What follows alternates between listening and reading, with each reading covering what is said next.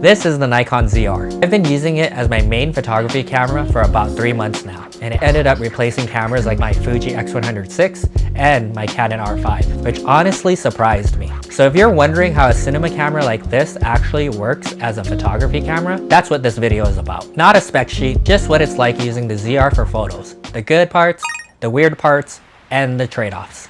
I spent years trying to find the perfect hybrid camera, and the one I ended up liking the most wasn't even a photo camera. I wanted something that could do both photo and video well, so I kept trying different cameras, hoping one of them would finally do both. Canon, Fuji, Sony, I'd gone through a lot of cameras chasing that idea, and every upgrade got a little closer, but none of them really solved the problem. Overheating, weird crop factors, batteries dying too fast, or dragging around a giant rig just to shoot video.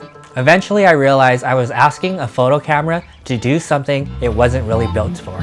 So I did the obvious thing. Instead of trying to force a photo camera to do video, I finally bought a cinema camera. And now I use it for photos, which sounds kind of ridiculous, but it actually works. Look at this.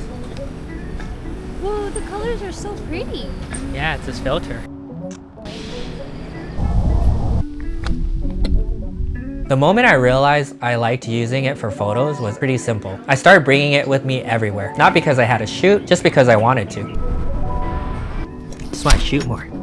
The connectivity ended up being a big part of that. I can open up the app on my phone and the camera connects automatically. I don't even have to turn on the camera. I can just scroll through photos and send them straight to my phone. So instead of bringing everything home and editing later, the camera just fits into my everyday life. It stopped feeling like equipment. It feels durable too, like something you don't have to baby. Most of the photos I take with this camera are pretty simple. Because it's small and discreet, it's great for capturing street photos, food, everyday life things. It's also really good in low light, which means I can take photos of food and restaurants without needing perfect lighting or pulling out a flash. And if I wanted something a little more intentional, I can always throw on a longer lens and shoot portraits too. So it works for the casual everyday stuff, but it can also handle more polished, professional looking images when I want it to. Right now, I mostly use the 40mm lens. It's small, simple, and it just works for the way I like to shoot. And because the camera itself is already pretty compact, keeping a small lens on makes the whole setup really easy to carry around. But one thing I really like about the Z-mount system is how open it is to third-party lenses. You're not locked into buying only the most expensive native lenses. There are a lot of really good third-party options that can save you a lot of money, which if you've used certain other systems, you might appreciate. And for me, that's actually a big deal. After going through so many cameras and lenses over the years, I realized I'd rather spend that money on experiences, trips, traveling, going to places to take photos, instead of constantly buying more gear. The Z system makes that easier because you have options. You can use native lenses, adapt older lenses, and even adapt lenses from other mounts. It just makes the whole system feel a lot more flexible. Autofocus was one thing I wasn't really sure about, but it's actually been really good. Subject tracking feels natural, and most of the time, I don't even think about it, which is exactly what I want. If I'm thinking about the autofocus system, something is probably wrong. Color was another surprise. Coming from Fuji, I thought I'd really miss the film recipes, but Nikon has something similar. You could download color recipes from other photographers and sync them straight into the camera. Whoa. That's kind of cool. Instead of dialing in settings manually, you can try out other looks from other photographers that they created. Sometimes I'll load a few recipes in just to experiment. And when one works, the JPEG already looks great straight out of camera. But like any camera, it's not perfect. And just like there were trade-offs when I tried to use photo cameras for video, there are trade-offs using a cinema camera for photos. The biggest one is the lack of a viewfinder. When you bring a camera to your eye, you naturally brace it against your face. That third point of contact makes the camera steadier and helps you focus on the frame. With the ZR, you're always composing on the screen. The screen is big, but it's also pretty reflective. So in bright sunlight, it can be hard to see what you're framing.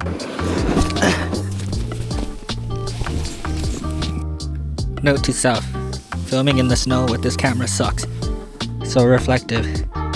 Can't see shit.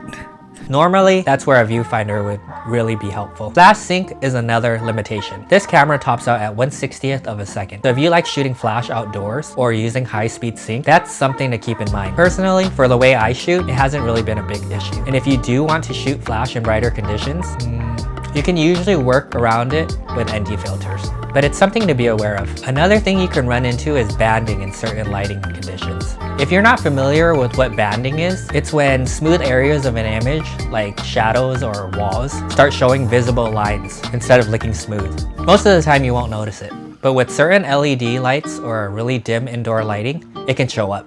Another thing worth mentioning is resolution. Coming from cameras like the R5 and the X100VI with really high megapixel counts, I can definitely see the difference if I start pixel peeping. But for the way I actually use photos now, it hasn't really been an issue. I don't crop very aggressively and I'm not printing huge images anymore. So the roughly 26 megapixels here has been more than enough for everyday photography use. This actually feels like a comfortable middle ground. You still get great video performance, but the photos are still very usable.